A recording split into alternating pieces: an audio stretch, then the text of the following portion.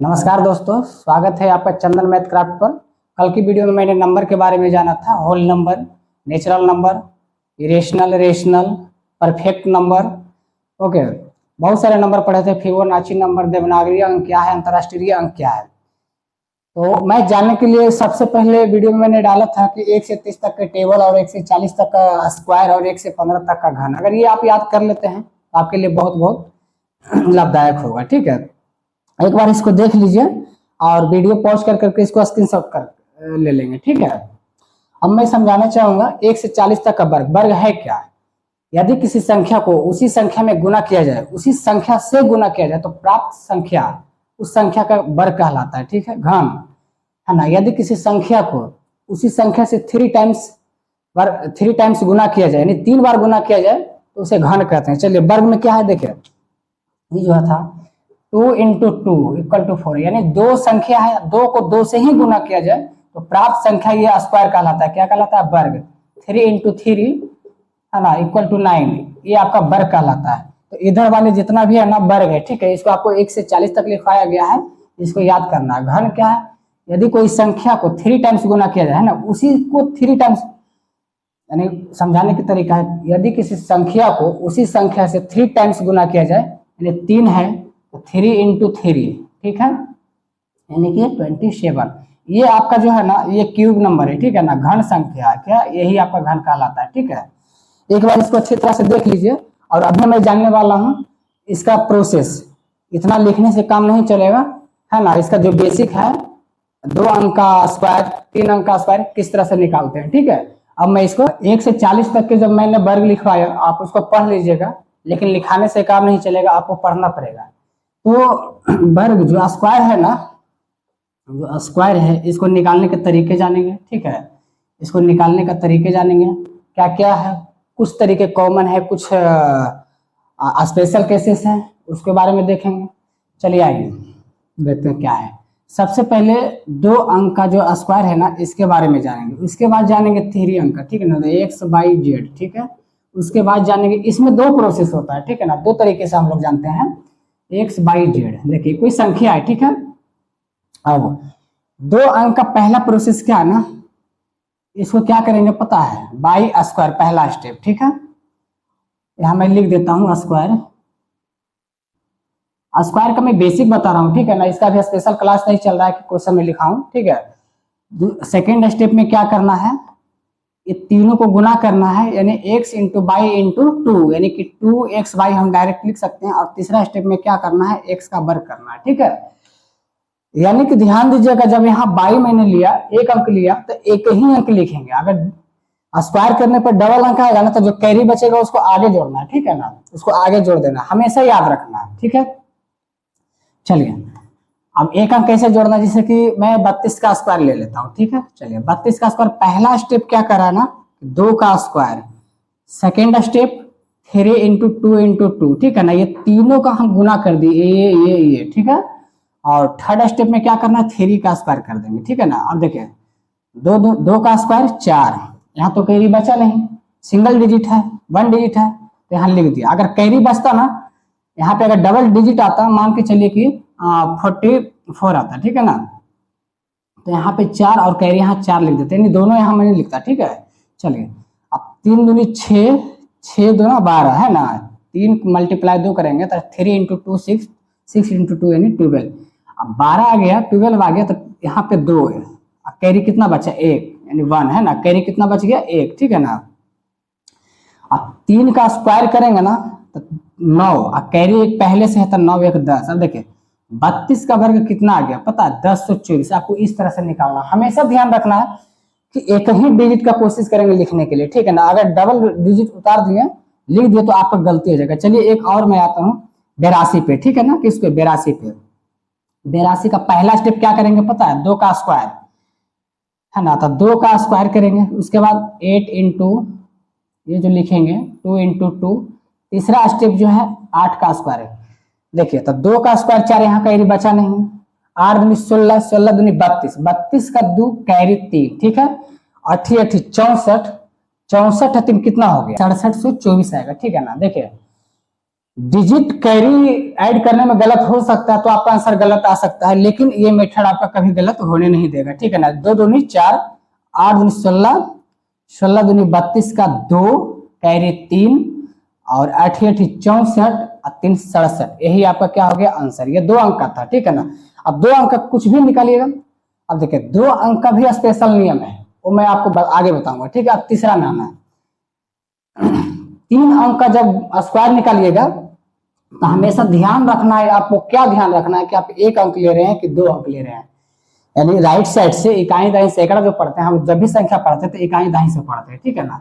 अब आप right side से कितना का पेयर बना रहे हैं आपको ध्यान में रखना है, ठीक है ना। पहले मैं 1 यानी 1 डिजिट का लेकर के बनाता हूँ, फिर 2 डिजिट का, ठीक है ना। देखिए अगर 1 का ले रहे हैं तो जेड का स्क्वायर, फिर उसी तरह से सेकेंड स्टेप में क्या करना है, ये संख्या गुना इतना, ठीक है ना। मतलब x बाई जेड गुना 2 ये हो गया। और थर्ड में क्या करना है कि x बाई का स्क्वायर करना है। लेकिन इसमें अंतर क्या ना कि अगर 1 अंक लिए ना तो 1 ही अंक लिखना, कैरी जो बचेगा आगे जोड़ते जाना, ऐड करते जाना, ठीक है ना। चलिए अब मान के चलिए कोई संख्या आप ले लीजिए, कोई संख्या ले लीजिए 112, ठीक है ना। 112, ठीक है, 112 का वर्ग, ठीक है। अब इसको क्या करेंगे ना 2 का स्क्वायर, क्योंकि आप 1 अंक यहाँ पे लिए हैं, ध्यान में यही रखना है आपको। और यहाँ 2 बच गया तो 2 का स्क्वायर पहले लेंगे, उसके बाद में ये तीनों को गुना करेंगे तो 11 इंटू 2 इंटू 2, ठीक है। अब क्या करेंगे 11 का वर्ग करेंगे, ठीक है ना। अब देखिए 2 दूनी 4, कैरी तो बचा नहीं, और यहाँ 1 अंक लिए हैं तो 1 ही अंक लेंगे। 11 दूनी 22, अब 22 दूनी 44। अब देखिए 44 यहाँ 2 डिजिट आ गया तो 44 का 4 ही लिखेंगे, ठीक है ना। 44 का 4 लिखेंगे, कैरी 4 बच गया। अब 11 का स्क्वायर 121, ठीक है ना। 11 का स्क्वायर 121 4 कितना 125, यही आपका क्या हो गया 121 4 25, ठीक है ना।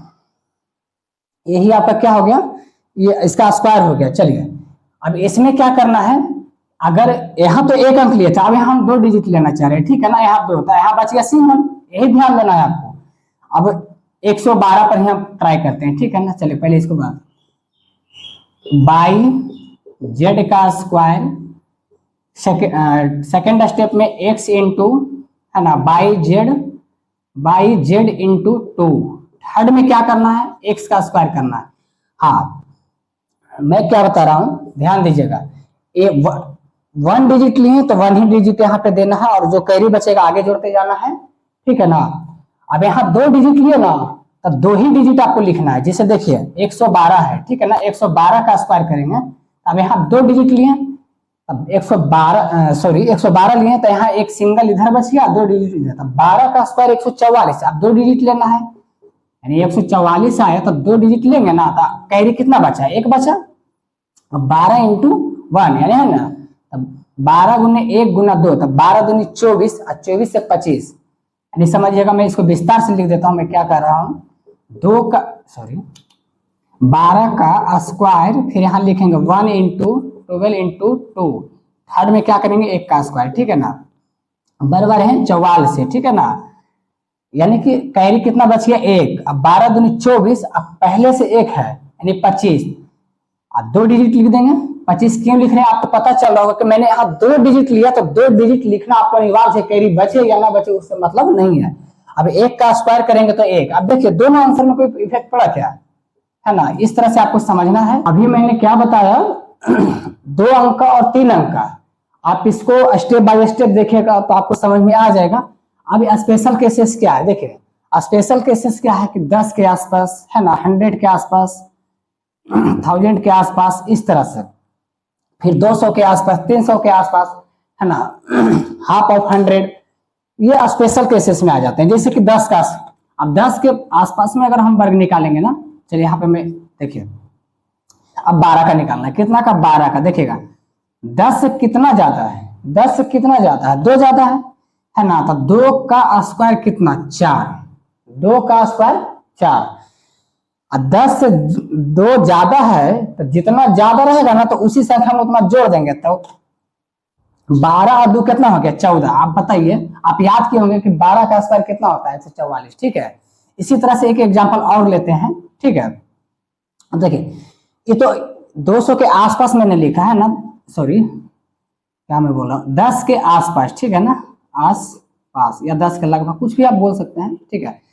अब मान के चलिए कि हम 7 का वर्ग निकाल रहे हैं, सपोज है 7 का, ठीक है ना, देख समझिएगा 10 से कितना कम है, 10 से कितना कम है बताइए, 3 कम है, 10 से 3 कम है, तब 3 का वर्ग लेंगे, कितना वर्ग, यहाँ 2 ज्यादा था तो 2 का वर्ग लिए, यहाँ 3 कम है तो 3 का वर्ग लिए, ठीक है, तो 3 3 9, इसमें जितना ज्यादा हो रहा था तो संख्या में वो जोड़ देते थे, यानी 12 दूध 14, अब यहाँ जितना कम है ना तो संख्या में उतना घटा देना है। अब बताइए 7 में से 3 घटेगा तो कितना, 4, लेकिन हमें नहीं लगता है कि 1 से 40 तक के आपको नियम लगाना उचित होगा, ठीक है, मैं आपको सिर्फ समझा रहा हूँ। अब 100 में भी इसी तरह से चलेगा, अब मान के चलिए 102 का वर्ग निकालना है, ठीक है ना, तो 100 से कितना ज्यादा है, 100 से कितना ज्यादा है, तो 2 ज्यादा है, तो 2 का वर्ग। अब देखिए यहाँ 10 में कितना शून्य है, 1, शून्य को देखते हुए आप डिजिट का मान लेंगे, ठीक है ना, डिजिट वहां पे पुट करेंगे, यहाँ 1 शून्य, यहाँ 1 संख्या, यहाँ 2 शून्य, यहाँ 2 डिजिट लेंगे, ठीक है। देखिए यहाँ 100 से कितना ज्यादा, तो 2 ज्यादा, तो 2 का वर्ग 4, अगर हम 4 लिखेंगे तो यहाँ 2 डिजिट आया, नहीं आया, तो 2 लेना है, तो इसका मतलब 0 4 लेना है ना, अगर 4 0 करेंगे तो 40 हो जाएगा, मान बदल जाएगा, ठीक है ना, तो यहाँ 0 4 हो गया, ठीक है। अब ध्यान दीजिएगा कि 100 से कितना ज्यादा था बताइए, 2 ज्यादा था, तो उसी संख्या में उसको उतना जोड़ देना था, 102 प्लस 2 है ना, 102 प्लस 2 कितना हो गया, 104, यही आपका क्या हो गया, वर्ग हो गया, ठीक है ना, इसी का स्क्वायर हो गया। इसी तरह से आपको निकालना है, ठीक है ना। अब जैसे कि 96, ये तो अधिक वाला था, तो हाँ कोई दिक्कत नहीं, 100 से कितना कम है, 4 कम है, 4 चौक 16, मैंने 2 डिजिट ले लिया, कहीं कोई दिक्कत नहीं, क्यों लिया, क्योंकि यहाँ 2 शून्य है, ठीक है।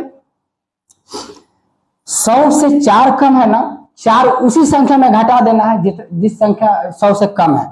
96 में 4 घटाएंगे कितना बचेगा बताइएगा, 92, दिक्कत 50 के आसपास, ठीक है ना, 50 के यानी कि लगभग, यानी आसपास आप कह सकते हैं, ठीक है ना, आसपास, ठीक है। अब देखिए ध्यान दीजिएगा,